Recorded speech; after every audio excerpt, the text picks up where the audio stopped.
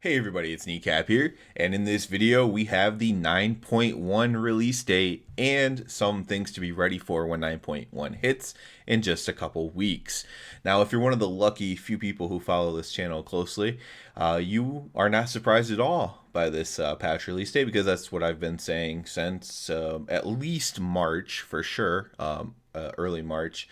And as I've said before in videos, I've got my predictions because of an Icy Veins article written in early March or late February, basically detailing why they thought the patch would be on June 29th. I think they said June 20 or June 22nd or June 29th, and their prediction in that article was June 29th. So they were actually nail on the head correct.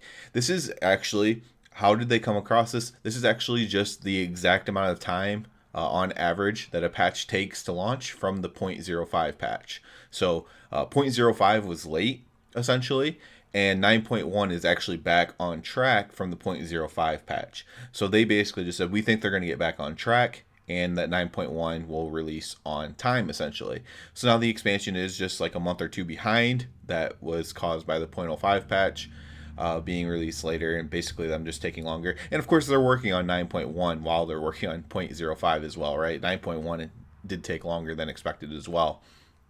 But yeah, this patch is actually released on time from the 0.5 patch, and that's how they got the date. I read the article; it all seemed to make sense to me, and I just went with it. I didn't care that Tali was saying August and that Asmon is joking about next year and stuff like that.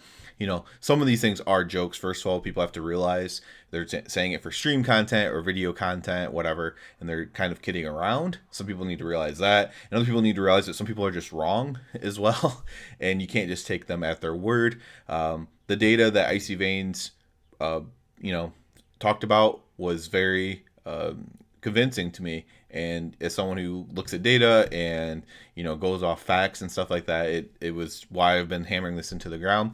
Now lately I have been saying that maybe the first week of July they would push it to give Burning Crusade a month to breathe.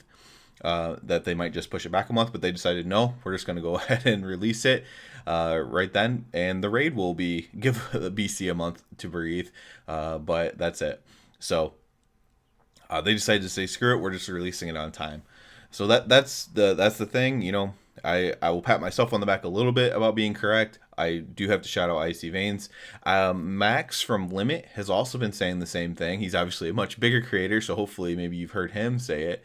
And I don't know if he read the same Icy Veins article as me and just forgot or whatever. He hasn't been mentioning Icy Veins article, but he has been saying the same thing from around the same exact time. So I think maybe he saw a headline or he saw something from that article to make him possibly also be so steadfast in this belief. Also, or he might just also have that same data as a leader of the World First Guild and be like, hey, this is when I think the patch is going to be. That's also possible as well. I got to give him credit. I'm a fan of Max, by the way. So yeah. So now that I'm done patting myself on the back and talking about the release date, let's go ahead and talk about a few things that we could be doing to be ready for 9.1. So the first thing I'm going to mention, let's talk about some old stuff first. So we have Soul Ash and we have Stygia. So both of these things are still commodities in the patch 9.1. Soul Ash is not super important anymore if you already have your legendaries that you plan on using. However, this is now transferable to alts. Your alts can also transfer it to your main. As you see, I have about 8,000 stored up. I still have one run I could do this week. So I'll probably end up having around 10,000 stored up. That's enough, to craft a couple legendaries if some better legendaries come out, or it's enough to send to an alt to make sure that they have their legendaries crafted as well. If I plan on playing an alt or switching a character, my main character or anything like that. Those are things that you can do with Soul Ash. Stygia is very important especially if you want to do the catch-up gear. So the catch-up gear is actually bought with the Stygia. Now you get tons of Stygia in Korthia. They really, and since you don't have the Eye of the Jailer, you can really get a lot in one day, and there's a lot to do in Korthia. So Stygia is really, really important for the catch-up gear, and this is also transferable around your account. So you could be getting Stygia on any or all of your characters right now to obtain this catch-up gear, and you can transfer it to whatever character you want to get it to. So if you plan on doing catch-up, whether it's catch up legendary, do your Torghast for these last couple weeks at least. And if you just want the catch up gear, which is I think 232 caps out at, then you want to be farming the Stygia so you can catch up your alts as fast as possible, or just fill in pieces on your mains that you still need to get gear up. Or let's say you're a casual player and you only are in like 213-ish gear. This is just great gear for you in general, so definitely start farming up some Stygia right now. Those are the old systems. Now, other than that, to be ready, what you really need to be prepared for is to be in Korthia a lot. So Korthia is, there's all kinds of videos about it on my channel, probably everybody's channel, about Korthia. But what you really want to do with Korthia is make sure you go there every week at least and do the weekly stuff. Do as many of the dailies as you can stand to do. There are also assaults. So I would mostly compare this to like the 8.3 assaults, the N'Zoth assaults, right? This is definitely the system that they borrowed from with this. And you have the actual assault things where you have to, disrupt the forces or whatever, just the same thing as disrupting N'Zoth's forces. And so you'll want to do that for the weekly reward there. And then there's like a weekly quest, I believe, that you get as well on top of that. And you want to make sure that you do the weekly stuff. And the assaults might be bi-weekly, actually, the assault things. But you want to do like the weekly quests and like the bi-weekly assaults. And bi-weekly, I mean two a week. I don't know exactly the best way to phrase that. And so you'll want to be doing those things. You're basically just going to be spending a ton of time in Korthia. There's all kinds of different ways to earn the currencies. The thing for the new gem system, you earn the currency either by raiding or by doing the weekly stuff. I wouldn't be surprised if they add some PvP ability to maybe acquire the embers, or maybe some Mythic Plus way to acquire the embers, even if it's maybe through your weekly box you can acquire the embers as well in some way. I wouldn't be surprised if they added more ways to acquire the embers, but you can just get those from Korthia as well. Those upgrade your new gems, the domination gems. There's Korthite. Korthite is used to upgrade your legendary as well. You can get that from the weekly quest. You can get that from activities in Korthia. It's a very low drop chance, but you can get that.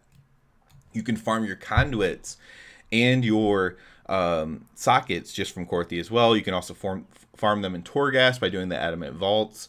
So Torghast is relevant in that way as well. Torghast is still relevant because it will drop the new Soul Cinders currency, which you also need to upgrade your legendary. So you will be back in Torghast again. You will be getting Soul Ash anyway. So if you don't want to farm the Soul Ash now, you will be getting Soul Ash, just by happenstance from doing the other stuff. So you will be getting tons of Soul Ash that way as well. They also increase the amount of Soul Ash you can get, and you can also just sit there and farm Torghast now as well. There's no like hard cap on how much you can get, so that's an interesting thing to think about as well. Now, unfortunately, for some people, you will be spending just a ton of time in the Maw, a ton of time in Korthia specifically, but sometime in the Maw, and sometime in sometime in Torghast, and then the raid is kind of themed in Torghast too. So you are kind of really pushed into one spot a lot. It's not like a big vast experience where you're going to a lot of places, but there is quite a bit to do, which is a heartening thing in that way. And so, and also it's not quite as annoying. Again, you don't have the Eye of the Jailer, and you can use your mounts in the Maw now. Basically, the very first quest line will allow you to do that. The very first quest line is also very good storytelling and very well done. It's been in the PTR so long, I think a lot of people have just forgotten that. But the very first storyline quest line is actually quite good as well. You'll also be able to be getting your renown up to level 80 eventually, unlocking flying fairly early. I think it's like a week or two into the patch. So in by mid-July, you should have your flying. And yeah, everything's looking good so far. I hope everything's really ready to go live on June 28th, June 29th, whatever it is. June 29th. I hope it's all ready to go, but we'll see. That's about it for this video. As always, I do ask you to please subscribe to the channel because it helps me out so much. And other than that, everybody, have a good one.